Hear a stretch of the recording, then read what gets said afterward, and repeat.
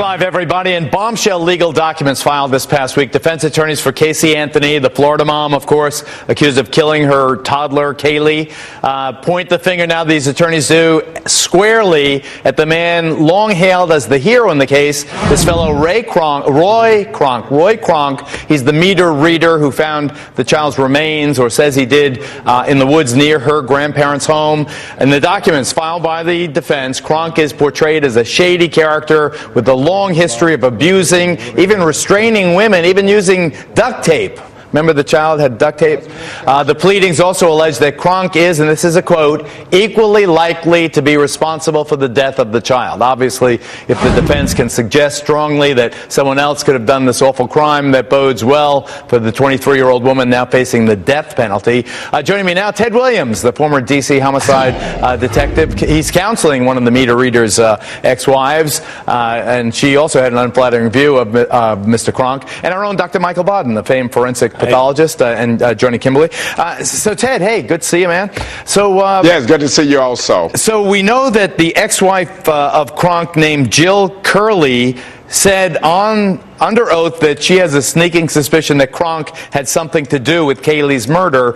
What does your client say, Crystal and Brandon, is it? What do they say, former family members of Kronk, about his possible guilt, or did they think he's hinky? What do they say? Well, Crystal and Brandon Sparks. Crystal is the ex-wife of Kronk, and she had a son, Brandon, by Kronk.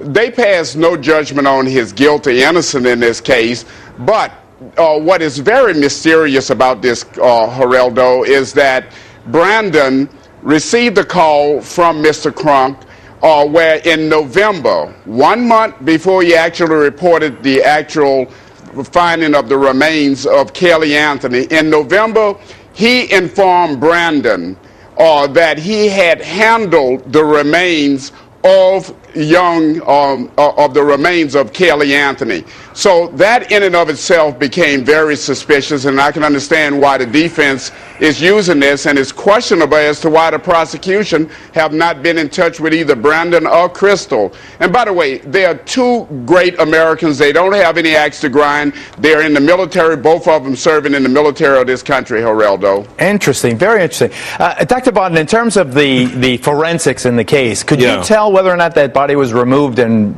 placed there? Was the child killed someplace else and placed there? You know what I'm talking about? Yeah, one of the things a medical examiner does is to determine whether the dead body died there or was secondarily put there.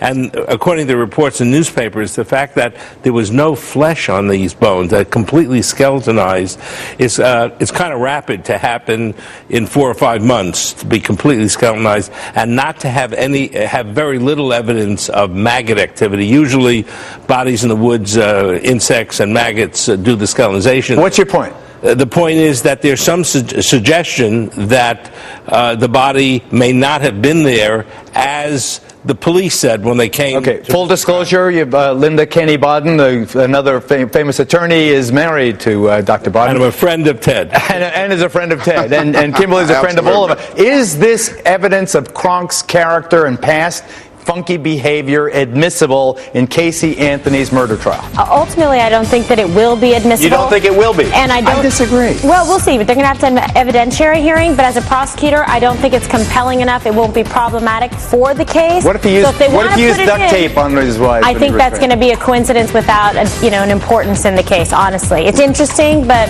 not probative ultimately. Thanks for watching. See you next week.